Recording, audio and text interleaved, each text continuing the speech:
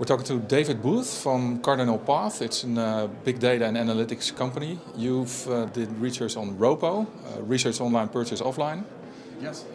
Or you did modeling, I should say. Yeah, What did absolutely. you do? Yeah, I mean, the phenomenon is that we're living in this, where people have multi-devices, there's multiple touch points in this longer path to purchase. And as we've seen, the path to purchase is no longer linear. It's a cyclical and always-on process. So what we found is that a lot of our customers have a hard time quantifying the impact of digital with the offline experience. So we all know that this is happening. People will do all their research from the couch, on their tablet, on their smartphone, from their work laptop to their home PC, and then eventually go in to transact in the offline store.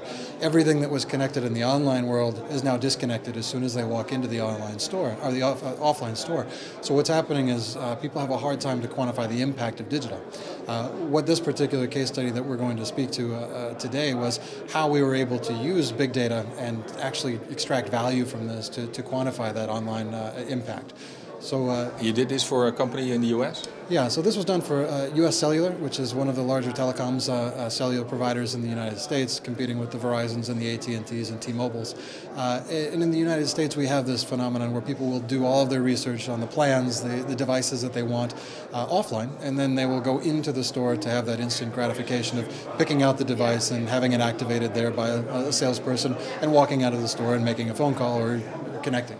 You took all the data, but how did you connect that and analyze that? Yeah, so this is the trick. The disconnect is bridged there by a number of different technologies, tools, and techniques. What we were able to do was take all of the point of sales data from the storefronts themselves, all the telesales data, and then marry that with all of the advertising data that's being collected and generated in the digital space. So we have social programs, we have digital marketing and advertising programs, we have website analytics, we have all these different things where we are generating different cookies, different user IDs, different activation IDs, and what's happening is we can now generate all this data and transform it and merge it in such a way that we can put it in large, in this case it was Google's BigQuery, large cloud-based storage and querying, where we can then run very, very complex queries in a very short amount of time. Queries that would have taken hours will now take seconds.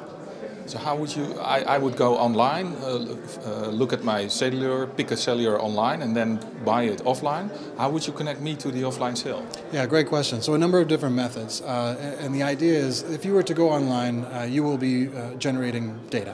Whether it's anonymous or whether it's logged in or identified is of no importance. When you eventually buy, you'll activate and you'll go back online to log into your account or activate a warranty or whatever that happens to be. You're able to then connect the historical cookie data. And of course, you're connecting not just cookies, but user IDs, and it's all anonymized up to the point of activation. When we do this, we're no longer saying that it was that single in-store experience that led to the purchase. Instead, you were impacted by this particular view of a display ad that eventually draw you into this particular search that eventually drew you back 4 or 5 times to different touch points on the website, mobile web app, and eventually did these particular actions. So every one of those steps is now valued as part of that attribution process. So how much of the purchase in stores is researched online? Yeah, so this is the big finale, which is that in this particular study we were able to put all this data together and find that over 50% of the sales data was being misallocated. So we were able to attribute. So more than half of the brick sales was actually an online sale. We're influenced by the online touch points along the way, absolutely. And of course you can imagine this impacts now not just financial modeling and forecasting, but even sales commissions and those sorts of things that are core to the business and the strategies. So what's the consequence then for this company? Well, the biggest one is being able to justify the ROI in digital spend. When you're able to quantify the amount of sales that you have, So probably increase spend online maybe? Absolutely, and not just the spend online, but to figure out which channels are activating which touch points and which are the most valuable, which are not valuable at different points in the conversion funnel. So, yeah. Can you connect that as well? So which sale offline came from AdWords, which sale came from banners, whatever?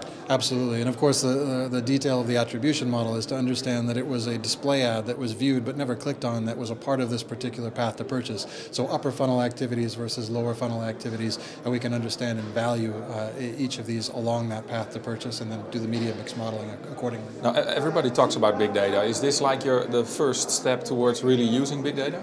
Yeah, I think the best definition of big data that I ever heard was it's more than you can fit into Excel. And it has less to do with the... That's a lot. Yeah, exactly. But a lot of people are just drowning in data. They have it. We're generating data every second of every day. They just don't know what to do with it. So this is one of those applications where you can start to marry different data sources together and actually make it usable. So provide these actionable insights to help you do things like allocate your spend or justify a particular channel over another. And what did US Cellular actually do with, what kind of decisions did they make when they knew your data, your NNS? Well, so the best part of this is not a one-time thing. The last part of this was to automate this process. So now we are pulling this data on frequent bases, and we're able to then use this model to continually make adjustments. So for example, if we modeled that putting 10% away from this particular channel and moving it to this particular channel would have an impact, well, we can... And that's what they actually do? Absolutely, and of course you're seeing annual planning coming into play where budgets are defined, and of course now you have a lot of ammunition if you're a digital marketing manager to go in and say, I believe we should extend this particular channel, ask for more budgets, and start to expand these programs. What's your advice to a European omni-channel retailer? You know, I think the reality is just to understand that the era of collecting data is now transforming into the era of using data. And the first things that need to be done are really along the lines of where you are now. So if you're in a place where you've just put in place data collection, you're probably not at a point where you're going to be doing predictive modeling around sorts of product recognition. But for some companies it will be hard because a cellular phone has to be registered online, I assume. But like, for instance, other products are never registered online. But they're purchased with a credit card or a name or a loyalty program or an email sign-up or a loyalty a newsletter. Any one of those points can be an identification point. And again, a lot of this can be done anonymously. We don't necessarily need to know your name to understand what your customer segment may be, right? So, but you do need some kind of a cookie. Potentially a cookie, but more often than not, this is going to be linked back to a CRM ID or a point of sale, a sort of transaction ID. All those things can be used to then model at different levels. So whether we know your name personally or not, we can still, again, target cookies that are like you or use this to buy audiences or augment display buys that we're making, even if we don't have a particular name. And again, it's of less importance to do one-to-one marketing there. So first step for a retailer would be to look at the data, if you have the good amount of the right data to make this connection? Before you look at the data, understand what you want to do. The data is there. The hard part is finding out how to use it. So understand where you are. If you've never done a project before, it's going to be very hard for you to jump into data modeling. What you need is someone who's been there and done that to guide you through and understand the data you have and the things you can do with it. Then prioritize those projects and understand what you're going to do to get value. You know, just wandering around with a light in the dark trying to find insights in enormous data sets is really a waste of time. You'll get nowhere and you'll spend a lot of effort doing it. Whereas if you know that you stand in a certain place, you know what data you have, and you know what you can do with that data, put in place that structure, that governance to say, in the next 6 months, we'd like to use our customer data in order to influence our media spend, for example. That's a tangible goal, and there's a path to get there. Yeah. What did you like best in doing this? What was fun and interesting? Well, I think the interesting part is that we're able to quantify something that everyone kind of consciously knows and talks about. We all know that we use these technologies in the online world, and we also know that we have an offline experience in the shopping world. However, it's been very, very difficult to connect these. And of course, you hear the debates around, well, cookies don't extend devices. Cookies are dropped when you walk into a particular store. All of these iBeacons and things that are not quite here yet are the dream. They're getting here.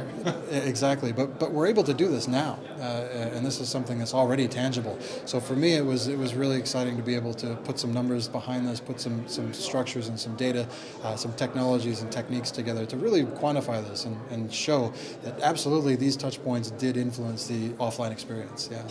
Okay, thank you. Thank you.